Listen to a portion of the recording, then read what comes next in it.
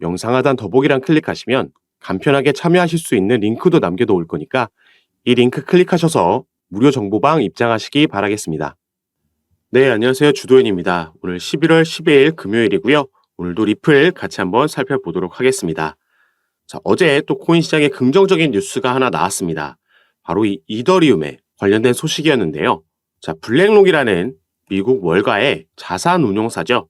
가장 거물급 기업이라고 보시면 되겠는데, 자, 이전에도 블랙록이 비트코인의 현물 ETF를 신청했다라는 소식에 시장이 반등을 만들어내기 시작하면서 지금까지 그 상승력을 이어오고 있습니다.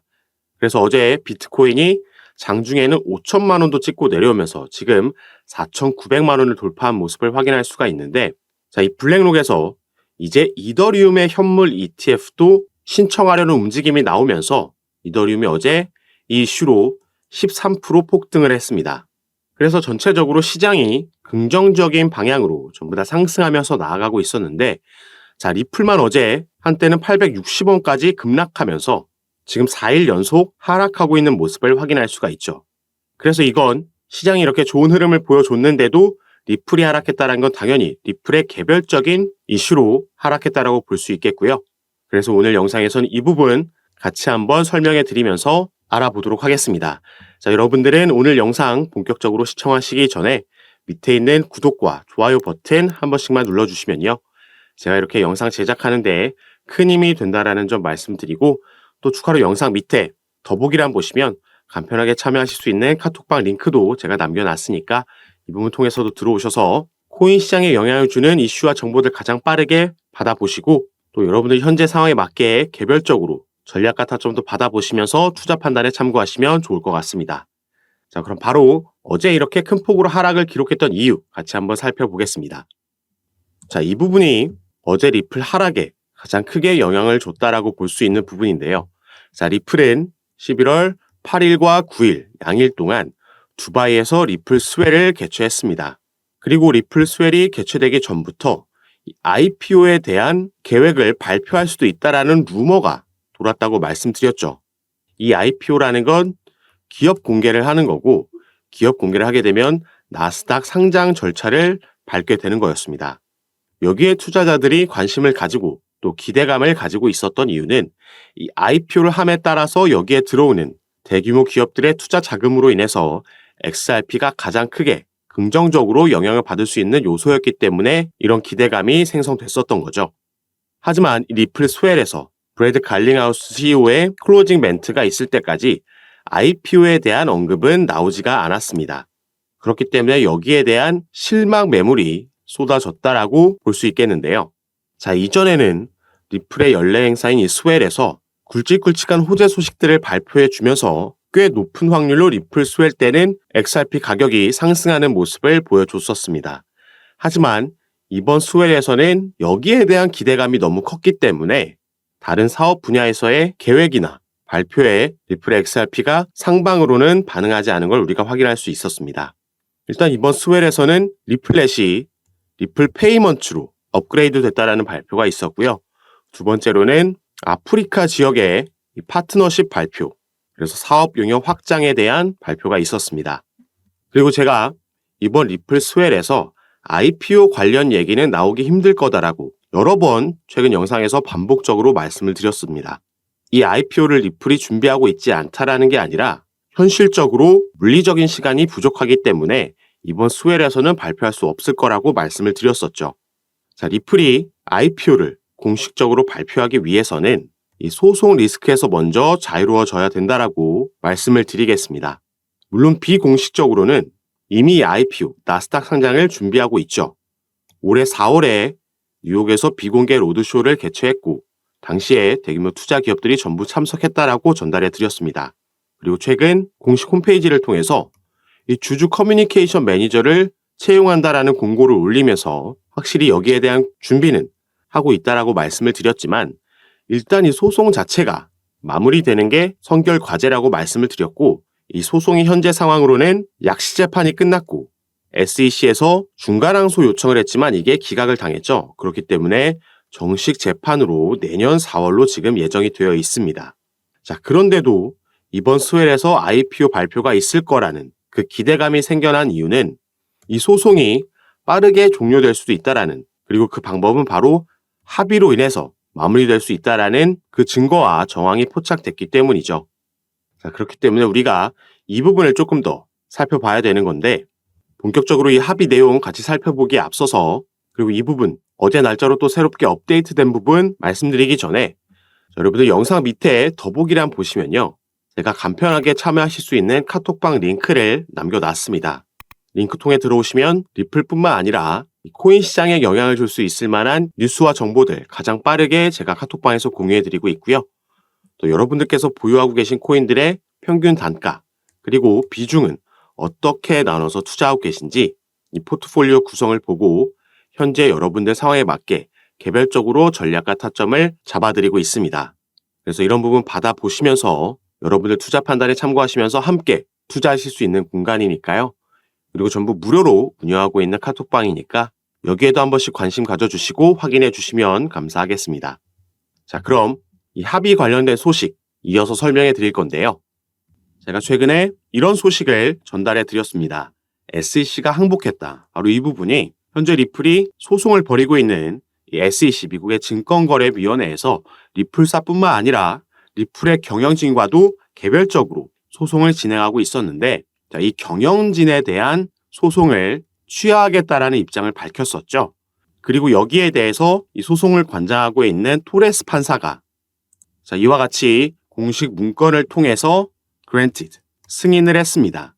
그리고 이 승인한 문서에 보시면 이 11월 9일이라는 날짜가 나와 있죠. 이 11월 9일이라는 날에 이 양측이 브리핑 스케줄을 제출하라는 내용이 들어가 있는 겁니다.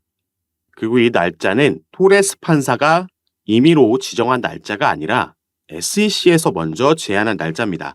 그래서 이 부분 오늘 같이 한번 살펴볼 건데요. 자, 여기에 보시면 이 SEC가 현재 이 소송을 관장하고 있는 아날리스트 토레스 판사에게 공식 서한을 통해서 이 리플 경영진에 대한 소송 취하 의사를 밝혔습니다. 그리고 그 공식 서한 안에 바로 이런 내용이 들어 있었기 때문에 지금 합의에 대한 가능성이 다시 얘기가 나오고 있는 건데요. 자, 여기에 보시면 The SEC and Ripple intend to meet and confer on a potential briefing schedule with respect to the pending issue in the case. 자, SEC는 지금 리플과 만나서 현재 보류되고 있는 이슈에 대해서, 이 사건에서 보류되고 있는 이슈에 대해서 그 가능한 스케줄을 지금 잡고 싶어 합니다. 자, 이들이 여기서 논의하고 싶어 하는 거는 proper against Ripple for its Section 5 violations, 증권법 제5조를 위반한 것에 대해서 with respect to its institutional sales of XRP, 기관에게 판매한 XRP에 대해서 논의를 하고 싶어 하고요. 이 11월 9일까지 정확하게 날짜를 지정해 놨죠. 이때까지 법원에 논의 일정을 제안을 하거나 아니면 양측이 동의할 수 없을 시에는 법원의 브리핑 일정을 요청하겠다. 이런 내용이 이 공식 서한 안에 담겨 있었다라는 겁니다. 자, 이걸 다시 말해서 이 리플과 SEC가 만나서 최근 받아들였던 7월 달에 나온 약식재판 판결에 대해서 그 중에서도 이 SEC가 승소한 부분, 이 기관 판매에 대한 약 7억 달러 규모의 XRP가 증권에 해당한다라는 것, 이게 증권법 5조를 위반했다라는 것에 대해서 논의를 하고 싶어 하는 건데, 자, 이미 SEC에게 유리하게 나온 이 판결에 대해서 논의를 하고 싶다라는 건 이게 지금 벌금 합의에 대해서 얘기하고 싶어 하는 거 아니냐라는 의견들이 지금 나오고 있는 겁니다. 자, 그래서 사실 여기에 대해서 조금 긍정 회로를 우리가 돌려봤을 때 합의를 하면 SEC에게 득이 되는 건 뭘까요? 자, SEC는 지금 리플과의 소송에서만 연패를 일단 기록하고 있죠. 약식재판 판결문에서도 이 개인에게 판매된 2차 시장 판매는 증권이 아니다라는 판결문을 받아들이면서 가장 먼저 1패를 떠안았고, 중간 항소에 대해서도 기각, 명령이 나오면서 2패가 됐습니다. 그리고 본인들 스스로 이 경영진에 대한 소송을 취하하면서 지금 3대 빵으로 지고 있는 거죠. 리플에게만 벌써 이렇게 연패를 기록하고 있고, 여기에 추가로 최근 그레이스케일의 소송건에서도 패배를 기록했습니다. 이 비트코인 현물 ETF로의 전환건에 대해서 법원이 재검토하라고 SEC에게 명령을 내렸죠. 그리고 SEC는 최근 여기에 대한 항소를 할 수 있는 기간 안에 아무런 움직임도 가져가지 않으면서 사실상 항소 포기를 선언했고, 자, 이 부분이 이제 효력을 갖게 됐습니다. 자, 그럼 이런 상황에서 SEC가 만약에 벌금 합의를 하게 된다라면은 적어도 기관 투자자들에게 판매된 건 증권이다라는 판례를 만들 수 있으면서 추가 망신을 피할 수 있게 되는 거죠. 그리고 리플이 득을 볼 수 있는 건 너무나도 명확합니다. 여기에 대한 벌금은 지불하더라도 일단 이 소송 리스크라는 그동안 계속해서 XRP의 발목을 잡았던 가장 큰 리스크에서 해소되면서 이 부분이 해결되면 전부터 꾸준히 말씀드렸던 기업 공개, IPO가 본격적으로 진행이 될 수 있겠다. 그러면서 대규모 투자 자금, 나스닥으로 상장되는 기업이 되면서 엄청난 상승 모멘텀을 경험할 수가 있을 겁니다. 그리고 이전에도 제가 한번 합의에 대한 가능성을 언급하면서 보여드렸던 게 바로 이 아날리스 토레스 판사가 내린 중간항소 기각에 대한 이 명령서였습니다. 그래서 이 부분 가장 마지막 장에 밑으로 내려서 함께 보시면요.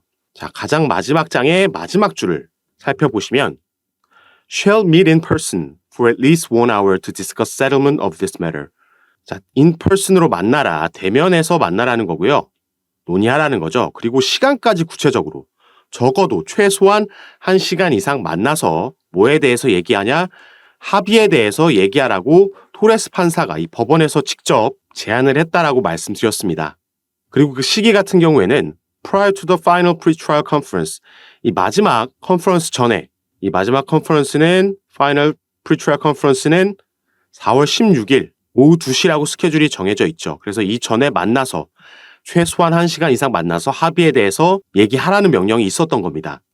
그래서 이 중간항소 기각 명령이 내려왔을 때 이 공식 서한을 보고 제가 이렇게 구체적인 데드라인까지 정해져 있는 거였기 때문에 자, 이전에 이들이 만나서 합의할 가능성이 있다. 하지만 이게 당장 올해 안에 일어나기는 힘들다라고 보였고 그래서 내년 1분기 말에서 2분기가 시작되자마자는 여기에 대한 기대감이 또 한번 형성될 수 있겠다라고 말씀드렸는데 이번에 SEC가 경영진에 대한 소송을 취하면서 또 한번 같은 맥락에서의 흐름이 나왔기 때문에 오늘 여러분들께 영상을 통해서 공유해 드리려고 이렇게 가지고 왔습니다. 자, 그리고 어제 날짜로 이렇게 제임스 필란이라는 친리플 변호사의 개인 트위터 계정에 리플이 법원에 보낸 공식 서한이 업로드가 됐습니다.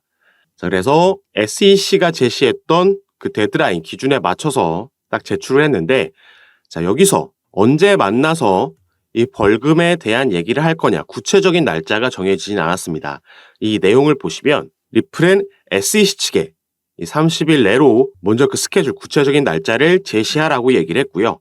그러면 리플이 여기에 대해서 30일 내로 답변을 내놓겠다라고 얘기를 한 겁니다. 그래서 이제는 다시 바톤이 SEC 측으로 넘어갔다라고 보면 되겠죠. 그리고 당연히 SEC가 제출한 날짜에 대해서도 이 업데이트 되는 대로 가장 빠르게 카톡방에서 제가 공유해 드릴 거고요. 우리는 이제 이 900원이 깨진 시점에서 앞으로의 전망을 예상해 보면서 또다시 매매 진행을 하면 되겠죠. 그래서 마지막으로는 리플의 차트 분석 간략하게만 하고 영상 마무리하도록 하겠습니다. 이 영국의 크립토 인사이트라는 이 차티스트의 차트 분석을 하나 가지고 왔는데요. 자, 이 부분 보시면 리플 XRP의 주봉 차트입니다. 자, 전에도 제가 말씀드렸듯이 리플은 우리가 리또속이라고 하면서 계속 안 오르는 것 같지만 실제로 이 팩트를 바라봤을 때 계속해서 이 저점을 높여가는 움직임을 가져가고 있습니다. 저점을 높여가고 있다는 건 우상향하고 있다는 거죠. 그리고 여기서 긍정적인 신호가 하나 더 포착된 건 바로 이 밑에 RSI 부분, 여기서의 골든 크로스가 나와줬다는 겁니다. 그렇기 때문에 이 크립토 인사이트라는 차티스트는 16일 내에 이 XRP가 비교적 큰 폭의 상승을 보여줄 것으로 예상한다라고 이런 차트를 공유한 거고 이 XRP가 주봉으로 봤을 때 이 RSI에서 골든 크로스가 나온 건 지난 7월이 마지막입니다. 자, 당시에 1,000원을 넘게 상승력을 만들어내면서 연중 최고치를 갈아치웠었죠. 그리고 XRP의 미결제 약정도 지난주에 바닥권에서 맴돌았기 때문에 이 부분도 2, 3주 안에 크게 늘어날 것이라고 예상하고 있는 거죠.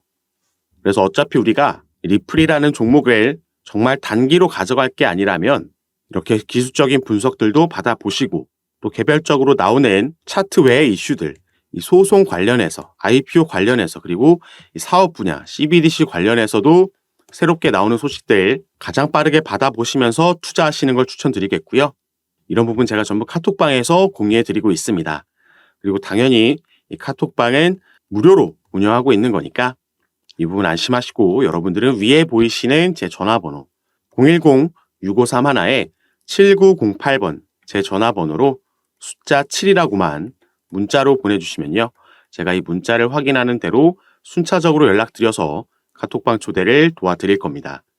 그리고 문자 전송이 힘드신 분들은 영상 밑에 더보기란에 간편하게 참여하실 수 있게 제가 링크로도 남겨놨으니까 이 부분 통해서도 들어오셔서 제가 어떻게 여러분들께 도움 드리는지 직접 확인해 보시고 판단해 보시기 바라겠습니다.